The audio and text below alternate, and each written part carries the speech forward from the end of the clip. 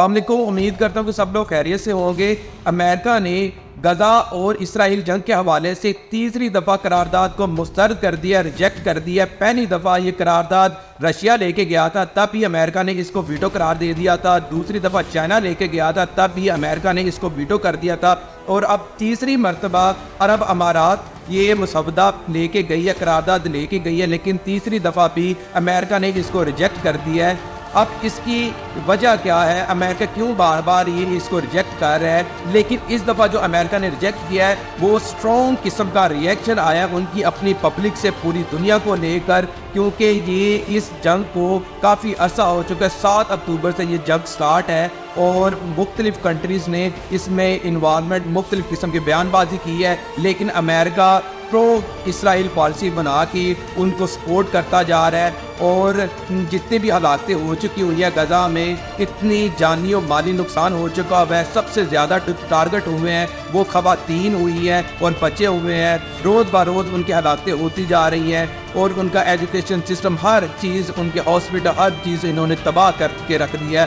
لیکن ابھی بھی اسرائیل بمباری کرتا ہے غزہ پہ اور ابھی تک ان کی ہلاکتیں جاری و ساری ہیں۔ لیکن جو سپر پاور امریکہ ہے، ابھی تک اس کے حوالے سے، کسی جنگ بندی کے حوالے سے انہوں نے کوئی ایکشن نہیں لیا اور کوئی انسانی حقوق کے حوالے سے کوئی امداد ان کو نہیں بھیجی کہ یہ سیز فائر کے اعلامیہ پہ دستخط کرے اور اس جنگ کو ختم کرے تاکہ لوگوں کی جان و مالی جو نقصان ہو رہا ہے وہ اس سے بچ سکے۔ لیکن اس کے حوالے سے اسرائیل کی حالاتیں بھی بڑھتی جا رہی ہیں اور مختلف کنٹریز بھی اس میں انوالو ہوتی جا رہی ہیں اور ان کو سپورٹ کرنے کے لیے، کیونکہ انسانی حقوق کی خلاف ورزی ہو رہی ہے۔ اس کی وجہ سے لبنان کا، جارڈن کا اور مختلف ممالک کا اسٹرانگ قسم کا ریئیکشن آیا، جس میں سے رشیا نے بڑا اسٹرانگ قسم کا ریئیکشن دیا کہ یہ انسانی حقوق کی خلاف ورزی ہو رہی ہے، ہمیں اس جنگ بندی کے اعلامیے پہ دستخط کرنے چاہیے اور ان کو کھانے پینے کی اشیاء کی پرووائڈ کرنا چاہیے، جلد سے جلد اس جنگ کو ختم کر دینا چاہیے۔ متحدہ عرب امارات نے اس دفعہ جو قرارداد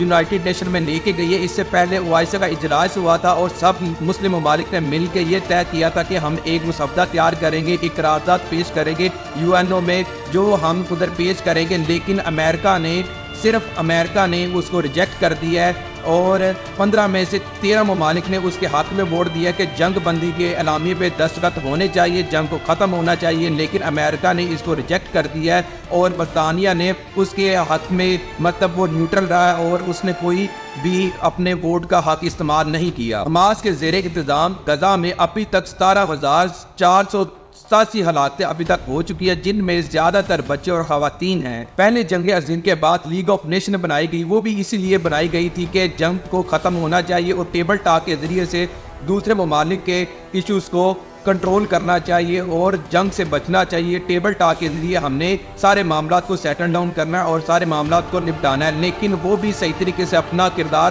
ادا نہیں تھا کر سکا، جس کی وجہ سے لیگ آف نیشن بھی فیل ہوئی۔ دوسری جنگ عظیم کے بعد یونائٹڈ نیشن آرگنائزیشن UNO بنائی گئی، لیکن یہ بھی ابھی 80 سال کے بعد یہ فیل ہو چکی ہوئی ہے اور انسانی حقوق کی پامالی ہونے کے باوجود بھی ابھی تک اس میں کوئی بھی عملی طور پہ اس جنگ کو نہیں روکا جا سکا، بلکہ امریکہ نے الٹا اس کو ویٹو قرار دے دیا ہے۔ جنگ کو بند کرنے کے لیے اور کنٹرول کرنے کے لیے ابھی تک انہوں نے کوئی بھی عملی کردار ادا نہیں کیا۔ چاہے امریکہ سپر پاور ہے، لیکن یہ بھی سپر پاور پبلک اوپینین کے بغیر کھڑی نہیں رہ سکتی اور نہیں قائم رہ سکتی۔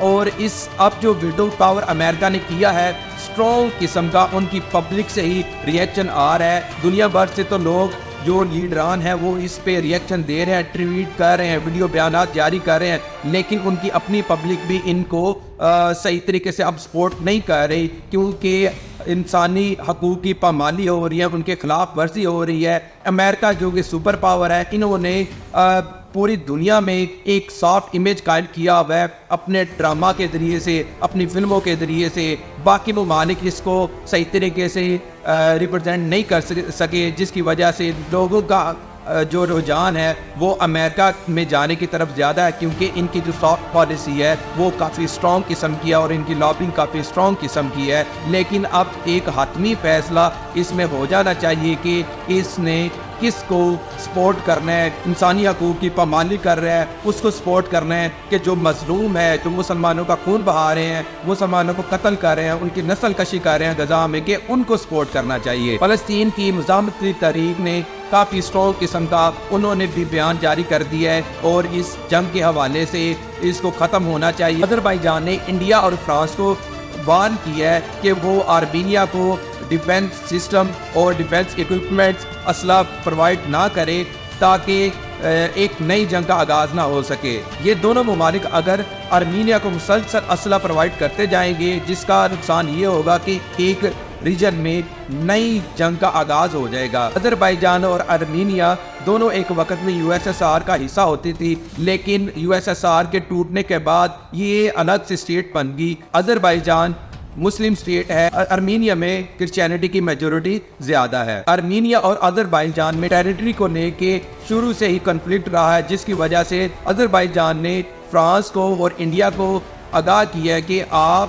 ان کو اسلحہ فراہم نہ کریں تاکہ ایک نئی جنگ کا آغاز نہ ہو سکے۔ آذربائیجان اور آرمینیا میں پہلے بھی بہت ساری جنگیں ہو چکی ہیں۔ آذربائیجان اور آرمینیا میں پیس ڈیل ہوتے ہوتے رہ جاتی ہے۔ اس کی وجہ یہ ہے کہ جو سراؤنڈنگ کی کنٹریز ہیں جن کے مفادات آذربائیجان سے یا آرمینیا سے ملتے ہیں، وہ اس میں کسی نہ کسی طریقے سے انوالو ہوتے ہیں اور ان میں پھر پیس ڈیل ہوتے ہوتے رہ جاتی ہے، اور پھر ان میں شروع سے ہی ٹینشن رہی ہے۔ ان کے ریلیشن میں، ان کے state to state diplomatic relation میں بہت زیادہ ایک تناؤ کا شکار رہا ہے۔ اگر دونوں کنٹریز کا کمپیریزن کیا جائے ملٹری کے حوالے سے، اگر دونوں کنٹریز کا ملٹری کے حوالے سے یا ان کی آبادی کے حوالے سے کمپیریزن کیا جائے تو ہر لحاظ سے تقریباً آذربائیجان آگے ہے۔ اس وجہ سے وہ ایک اسٹرانگ قسم کا اسٹانس رکھتا ہے، لیکن آرمینیا ایک اپر پوزیشن پہ ہے۔ ان کا اگر میپ دیکھا جائے تو وہ ان کی کنٹری کی جو ان کا کنٹری ایک اونچائی پہ ہے، جس کی وجہ سے ان کو پلس پوائنٹ ہے۔ امید کرتا ہوں کہ آپ کو ویڈیو انفارمیٹیو لگی ہوگی۔ اگر ویڈیو پسند آئے تو چینل کو سبسکرائب کر دیں اور ویڈیو کو لائک کر دیں۔